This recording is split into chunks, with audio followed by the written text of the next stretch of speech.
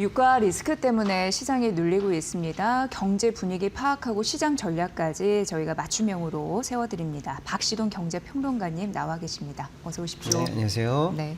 그래도 시장을 살리는 여러 가지 정책들은 나오고 있는 상황인데요. 네. 이재명 대통령이 자본시장 옥토를 만들어야 된다고 하면서 전략적인 그런 부분을 제시했습니다. 코리아 프리미엄을 위한 행보겠죠. 어떻게 보셨습니까? 아주 의미가 네, 있다고 예. 보는데요. 잠깐 우리가 좀 요즘 사실 변동성이 좀 심하니까요. 이렇게 변동성이 심하고 좀 복잡할 때 너무 이제 미시적으로 들어가기보다는 잠깐 네. 우리가 좀 멀리서 한번 시장을 보자고요. 예. 작년에 저점이 2,300이었어요. 그리고 6,300까지 올라갔습니다. 네. 이렇게 크게 올라간 그 배경이 뭘까라고 해보면 제가 볼 때는 두 가지인데요. 하나는 뭐니 해도 우리 기업들의 폭발적인 실적이에요. 네. 아무리 뭐 변동성이 치고 태풍이 몰아쳐도 실적이 받쳐주면 뭐 빠질 리가 없습니다. 그렇죠. 그게 하나의 바퀴고요. 두 번째 우리 증시를 이렇게 끌고 온 두 번째 바퀴는 뭐니 해도 정부 여당이 하고 있는 시장 정상화 조치. 정책. 예, 이른바 정책 모멘텀이에요. 이 두 바퀴가 서로 같이 굴러가고 상호작용하면서 우리 시장을 이렇게 끌고 왔습니다. 네. 그런데 예를 들어서 지금 중동 전쟁이 심각하거든요. 이따가 네. 또 살짝 다루겠습니다만은 그런 상황에서 우리 증시 앞으로 어떻게 될 건가 네. 걱정하시는 분들한테는 이 두 바퀴가 멈췄나 계속 가고 있나 이것만 계속 보시면 가고 된다는 있죠. 거예요. 네. 예, 여전히 우리 기업들의 실적 오늘 솔직히 말씀드리면 지금 이 시간에도 반도체는 잘 팔리고 있다 이런 말씀을 좀 드려요. 한편으로 그렇게 해서 기업들의 실적 같은 것들은 크게 이제 문제가 없다라고 보면 이 또 하나의 바퀴였던 정책 모멘텀, 네. 시장 정상화 조치가 1, 2, 3차 상법 개정과 배당소득 분리과세 이후에 그럼 멈출 것이냐. 한국 시장 그럼 이제 숙제 다 했냐. 이게 아니거든요. 네. 그런 측면에서 여전히 정부 여당이 또 다른 개혁 방안 관련해서 무언가를 내고 있다. 저는 이게 우리 이 증시를 지금까지 끌고 왔던 이 두 바퀴가 여전히 멈추지 않는다라는 걸 보여줌으로써 네. 이 변동성 장세가 끝나고 나면 다시 6천, 다시 7천, 다시 그 이상 이상 갈 수 있는 동력으로서 여전히 존재한다라는 걸 보여줬다라는 네. 측면에서 어제 대통령 위주의 간담회에 너무 의미 있었다 이렇게 말씀드릴 수가 있습니다. 단순히 근데 이렇게 포괄적인 의미뿐만 아니라 구체적으로 나왔던 내용들이 또 굉장히 좋아요. 제가 볼 때는요. 그중에 이제 하나하나 이제 뜯어보면 일단 가장 먼저 주목할 부분이 이 중복 상장 방지예요. 네. 이 부분이 일단 나와 있는데 제가 볼 때 이 중복 상장 방지에 관한 내용은 뭐랄까요? 1차 상법 개정할 때 가장 핵심적인 내용이었던 게 뭐냐면 저거예요. 그 주주의 권익 보호라고 해서 이사나 임원들이 쉽게 말하면 이제 회사에 대해서 충실 의무가 있었는데 주주도 신경 써라. 주주에 대해서도 충실 의무가 있다. 네. 그래서 드디어 이제 주주도 말 그대로 주주로서 권익이 생긴. 제가 볼 때는 상법 관련해서 거의 헌법 1조가 바뀐 것만큼 큰 개혁 사항이었다 이렇게 말씀드리는데 왜 이 얘기를 길게 드리냐면 그만큼 전 중요하다고 보는 거예요. 어저께 나왔던 중복 상장 금지가요. 그러니까 코리아 디스카운트가 뭐야라고 할 때 늘 얘기되던 주범 3명이 누구야? 주범 3인, 뭐 주범 5인, 주범 10인 어떤 그 범위를 대더라도 꼭 네. 들어가는 게 바로 이거였어요. 우리 이 증시에 남아 있는 고질병 바로 중복 상장입니다. 뭐 인적 분할, 물적 분할 뭐 등등등 합쳐서 어쨌거나 중복 상장인데요. 네. 이게 왜 문제냐면요. 이렇게 생각해 보시면 될 것 같아요. 예를 들어서 구글 전 세계 포탈 1등 아니겠습니까? 그리고 유튜브 지금 유튜브 세상이에요. 그리고 뭐 제미나이 너무 좋습니다. 네. 이거 다 하나하나가 지금 엄청난 지금 파괴력을 갖고 있는데 증시에 상장된 회사는 알파벳 하나뿐이에요. 결국 알파벳 하나가 그 하위 사업을 이렇게 많이 하고 있는 이 히트 상품들을 다 하나의 가치를 모아서 거기 가두고 있단 말이에요. 그러네요. 당연한 겁니다. 근데 우리의 예를 들어보자고요. 카카오 예를 들어서 한때 3, 40만 원 거둔 그 국민주가 어떻게 됐습니까? 지금 10만 원 아래에서 지금 아직도 회복을 못 하고 네, 있습니까? 네. 이유가 뭐예요? 그 핵심 부서들이 뭐 모바일로 나가고 T로 나가고 뭐 나가서 다 사실상 뭐랄까요? 쪼개진 상황이에요. 그러니까 본가에 남아 있는 데는 지금 기둥뿌리도 남아 있지 않고 뭐 엉망진창이라는 상황이에요. 네, 네. 이게 상징적으로 보여주는 그러니까 알파벳 사례와 카카오 사례가 보여주는 게 한국 증시의 고질병입니다. 아, 구글하고 비교해보니까 진짜 그렇네요. 그렇습니다. 이걸 막아야 돼요. 그런 측면에서 굉장히 의미 있다. 저는 거의 뭐 혁명적인 수준으로 가장 중요한 코리아 디스카운트의 핵심을 찔렀다라고 해서 진짜 2번, 3번, 10번 강조해도 지나치지 않을 정도의 중요한 부분이 지금 나왔다라고 보는 거예요. 네. 그러면 어떤 분들은 이제 이런 말씀 하실 수가 있는데요. 이건 그러면 이제 먼 미래에 앞으로 한국 증시가 이렇게 바뀐다는 신뢰가 바뀐다는 뜻 아니냐? 맞아요. 그런데 쉽게 말하면 이제 먼 미래가 바뀐다는 의미에서는 어음이라고 볼 수 있죠. 근데 저는 이게 어음이 아닙니다. 어음 플러스 이건 현찰이에요. 뭐냐면요. 아까 우리도 그 브리핑에서 CJ가 잠깐 나오긴 했습니다만 예를 들어 볼게요. 우리나라 기업들이 성과가 좋아요. 실적이 좋습니다.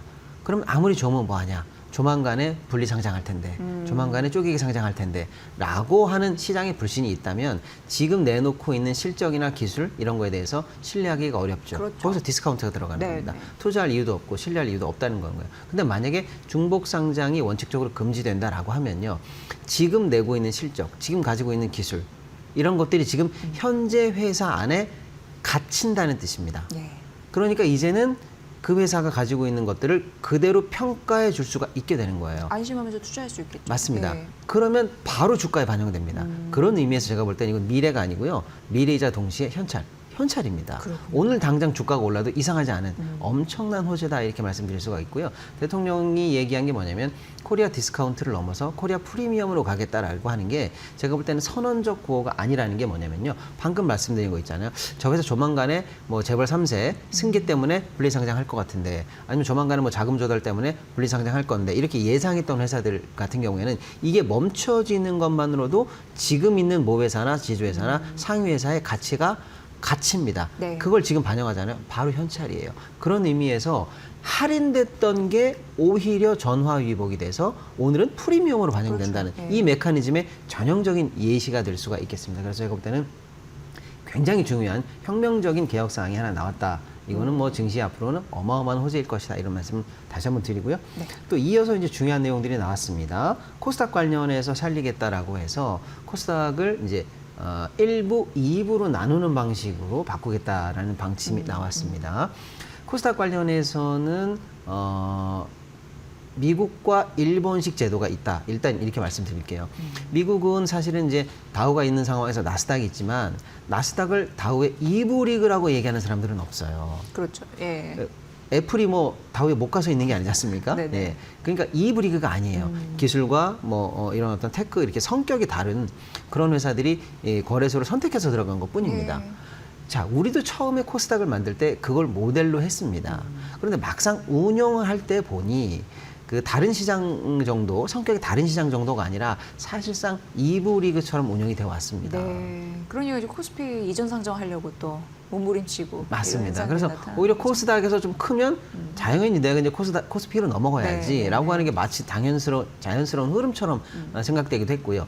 그래서 이제 넘어간 회사한테는 이건 호재다 뭐 이렇게 얘기를 하고 남아있는 코스닥 입장에서는 큰 덩어리가 하나 쑥 빠지니까 뭐 출렁거리면서 좀 변동성을 맞기도 네. 하는 이런 상황이 계속 반복되었단 말이에요. 그러니까 미국을 제도를 모방했는데 사실은 2부 리그처럼 운영돼 왔다라고 하는 게 현실적으로 늘 존재하는 비판거리였습니다. 반면에 일본은 양대 증시를 사실 이런 식으로 운영했어요. 사실상 승강제처럼 1, 2부로 운영을 했습니다. 대놓고 그렇게 운영하는 거예요. 네. 그럼 도대체 우리는 어떤 시장을 표방하느냐가 늘 관건이었는데 이번에 정부가 나름대로는 가르마를 탔다라고 보는 거예요. 뭐냐면 어차피 현상적으로 존재한다면 코스닥을 살리기 전에 우리 시장에서 한 성격 규정, 틀거리를 먼저 딱 잡아놓고 하는 게 맞긴 맞아요. 네. 그런 측면에서 2개 리그로 구조 개편한다라는 게 사실상 일본 구조처럼 운영하겠다라는 걸로 저는 보여요. 네. 현실에 맞는 접근이다라고 생각합니다. 안 되는 거 자꾸 해봐야 안 되는 것 같고요. 예, 그런 측면에서 사실은 제도는 어떤 제도라도 명이 있으면 암이 있거든요. 핵심은 제도를 정했으면 그 제도의 장점을 살리는 운영의 묘를 살리는 게 중요해요. 네. 일단 정부가 이제 앞으로 2개 리그로 해서 승강제 방식으로 한다라고 했으니 이제는 어떻게 하면 그걸 좀 운영의 묘를 살려서 더 잘할 것이냐 저는 거기에 이제 포커스를 맞추면 된다라고 봐요.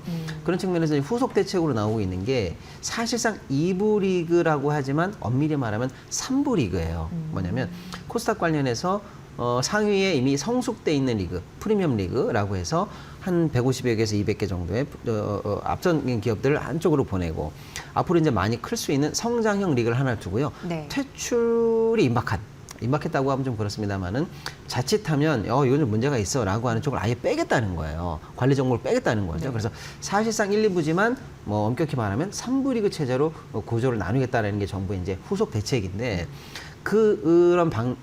그렇게 찍은 정책의 제가 볼 때 방점은 뭐냐면 제가 볼 때 정부는 코스닥을 롱텀 베이스, ETF 베이스로 키울 생각인 것 같아요. 이게 제가 볼 때는 숨겨져 있는 히든이에요. 그래서 상위 리그에 있는 회사만으로 예를 들어 지수를 추가 개발하겠다는 겁니다. 그러면 지금 코스닥 ETF 150 하나가 일단 패시브로 있거든요. 네네. 그다음 최근에 이제 코스닥 ETF 관련한 지금 현재 붐 아니겠습니까? 여기에 더해서 상위 리그에만 이제 딱 찍힐 수 있는 또 다른 이제 ETF 지수가 새롭게 나와서 이게 히트가 된다면 앞선 성숙한 리그에는 안정적인 자금들이 롱텀 베이스로 들어올 수 있다 이렇게 보는 것 같아요. 네. 그래서 어쨌건 앞으로 그럼 코스닥을 전망할 때 우리 투자자분들께서는 롱텀 자금과 성숙된 리그에 대한 ETF 위주로 시장이 재편될 수 있겠다라는 생각을 좀 하시는 게 전략적으로 맞는 것 같아요. 네. 그다음에 이제 2부 리그로 운영되고 있는 성장주 쪽에서는 제가 볼 때는 여기서 쉽게 말하면 텐베거가 나올 것 같아요. 이제 제대로 된 기업들이 사실은 여기서 개별적으로 수혜를 받아서 이제 네. 기술적으로 잭팟을 터뜨리면서 1부 리그로 올라가는 종목들. 그러니까 여기 있는 종목들을 잘 하면 1부 리그에 올라가기만 하면 사실상 롱텀 여러 가지 ETF에 동시에 이제 편입되면서 점프가 가능한 거죠. 투자할 맛이 나겠네요. 그렇습니다. 그러니까 이제 여기서는 미래를 보고 확실하게 투자할 수 있는 그래서 10배거 이상의 수익률로 초과 수익을 낼 수 있는 시장 뭐 이렇게 좀 시장을 나누는데 이런 어떤 정부의 체질 개선 방향에 대해서 전략으로 삼아서 앞으로 코스닥 시장에 대해서 좀 주의 깊게 또 보시는 것도 좋을 의미가 있을 것 같습니다. 네, 자본시장 옥토 만드는 거는 정말 이제 중요한 그런 중책이지 않을까 이런 생각이 들고 그래야지 여러 가지 변동성, 그러니까 예를 들어서 이란 전쟁 같은 경우도 돌발 악재 같은 거잖아요. 우리 네. 입장에서는 그런 게 나와도 덜 흔들리는 그런 배경이 되지 않을까라는 생각을 해보게 됩니다. 근데 이란 전쟁 얘기 나와서 말인데 지금 어떻게 보면은 이란이 그 피격을 당했잖아요. 그 에너지 시설에 맞습니다. 이거는 서로 건드리면 안 되는 지점을 좀 건드려서 맞습니다. 좀 우리가 최악으로 사실은 치닫나 이런 느낌? 예, 제가 볼 때는 전쟁 발발 이후에 가장 중요한 변곡점 탑3 안에 들어갈 정도로 큰 뉴스라고 저는 생각하고 있어요. 왜냐하면 우리가 보통 전쟁할 때 상대를 건드리지 않는다. 이걸 레드라인이라고 하잖아요. 네. 근데 제가 볼 때는 이란 대통령이나 이란 정부의 발표가 레드라인을 넘어선 발표를 했어요. 이건 데드라인이라는 용어를 썼어요. 데드라인. 네. 사실은 뭐 거의 이 상대국에 대해서 전쟁 수준, 그러니까 군사적 충돌을 넘어서는 이거는 그 국가의 기본적인 존망을 건드리는 수준으로 가는 공격 이런 걸 이제 우리가 사실은 상대에 대한 절멸 정책, 절멸 전략 이렇게 보는데 그거가 시작된 거 아니냐라고 할 정도로 이란이 받은 충격은 상당할 걸로 보입니다. 왜냐하면 이란이 물론 석유도 수출합니다만 가스도 수출하는데요. 이란의 가스 수출의 상당량 어떻게 보면 실제로 정부의 수입의 거의 40% 육박하는 직접 시설이 여기예요. 네. 굉장히 중요한 시설이거든요. 여기는 사실상 뭐랄까요? 이란 입장에서는 이란의 향후 국가 재건의 모멘텀 또는 경제의 심장까지도 공격한다. 이렇게 받아들일 수가 있는 거고요. 예. 기존에 사실은 이란의 수도에 관해서 정유 시설에 관한 폭격이 한 번 있었습니다만은 그거는 저장 시설이에요.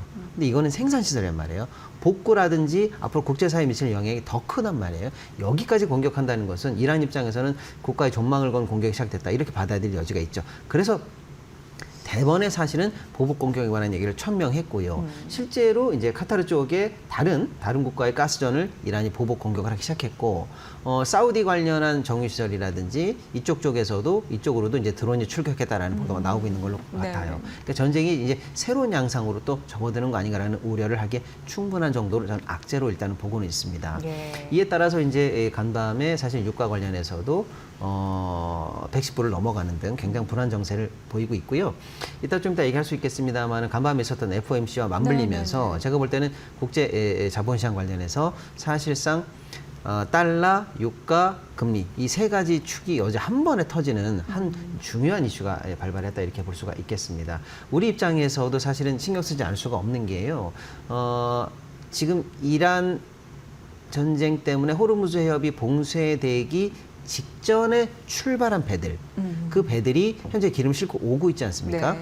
다음 주에 오는 게 다음 주 24일 정도에 도착하는 게 대부분의 배들이고요.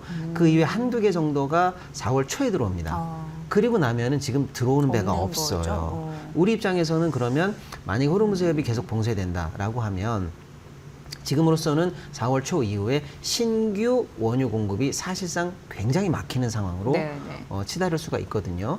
이거는 뭐 우리 입장에서는 굉장히 좀 생각하기 어려운 정도로 안 좋은 리스크죠.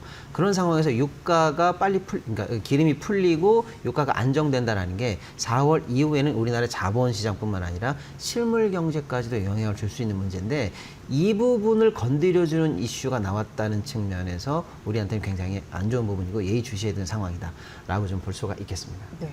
유가가 굉장히 중요한 변수라고 많이 강조를 해주셨지만 이게 사실 환율, 금리 다 영향을 미치잖아요. 근데 이제 FMC 얘기가 네. 나와서 말인데 굉장히 좀 애매하게 나왔다. 이런 생각이 자꾸 들어요. 그러면서 파월 연준의장도 그 에너지 관련해서 이란 전쟁 리스크 관련해서 뭐 아직까지는 하기가 좀 시기상조다 뭐 그런 얘기도 했습니다만 네. 관전 포인트는 어디에 있다고 보세요? 일단은 뭐 네. 기준금리, 이 FOMC 기준금리 자체는 동결이 됐습니다. 동결은 뭐 사실상 뭐 100% 예상한 거니까 큰 문제는 없는데요. 사실은 여러 가지 지표가 혼재되어 있는 게 사실이었어요. 뭐냐면 예를 들어서 고용은 지금 현재 충격 상황이에요. 그리고 성장률도 떨어지는 상황입니다. 네. 어떻게 보면 금리 관련해서 인하에 보탬이 되는 명분이에요. 반면에 유가가 지금 불안하거든요. 네. 물가가 안 좋습니다. 그런 상황은 금리를 내리기 어려운 상황이에요. 지표가 혼재된 상황에서 과연 이 상황에서 가르마를 연준이 어떻게 타줄 것인가가 시장이 궁금해했는데 네, 네. 결론부터 말씀드리면 매파적 결론이 나왔다 이렇게 저는 보고 있습니다. 일단 기준금리는 동결했는데 그리고 인하 전망도 일단은 유지는 됐습니다. 네. 그래서 표면으로 볼 때는 기존에 있었던 경로와 별반 다른 거 없는 거 아니야라고 볼 수가 있겠습니다만 그렇지가 않다라는 거예요. 뭐냐면 일단은 파월 의장이 유가 관련해서 일단 멘트를 하기 시작했습니다. 뭐냐? 충분히 물가 상승에 관한 하나의 팩터로 인식했다라는 거예요. 그래서 두 번째, 이제 점도표 관련해서인데요. 기존에 뭐 점도표가 중요한 게 아니고 롱텀 점도표에서 약간의 상승이 잡혔습니다. 네. 이건 뭐냐면 지금이야 어떻게 넘어가더라도 분명히 추후에 추가적으로 금리 인상에 관한 압박이 올 것이다라는 걸 연준 위원들도 인정한다라는 네, 거예요. 네, 네. 평소와 다르게 이런 부분이 지금 예민하게 해석이 된다라는 거고요. 더군다나 이제 다소간의 인플레이션이 여전히 높은 수준이다라는 멘트가 위아래로 다양하게 나오면서 결론적으로 보면 유가 또 인플레 전쟁으로 가는 다양한 어떤 유동성 이런 것들이 쉽게 해소되지 않을 것 같고 해소되지 된다라는 확실한 근거 없으면 금리 내릴 일은 없다. 네. 이렇게 좀 강경하게 시장이 해석하는 거예요. 한편으로는 파월만 그런 게 아니고 실제로 이번에 했을 때 보니까 마린을 제외하고는 나머지 분들이 전부 다 동결의 표를 하면서 네. 혹시 연준이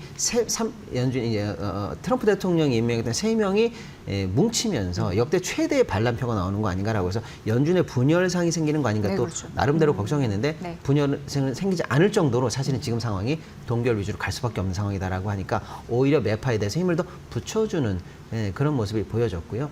더군다나 이제 조금 나름의 정치적인 이유긴 합니다만 이게 또 중요한 게 뭐냐면 파월 연준 의장의 임기는 이제 얼마 안 남았습니다. 그런데 지금 후임자에 대해서 현재 청문 절차가 개시도 안 되고 있어요.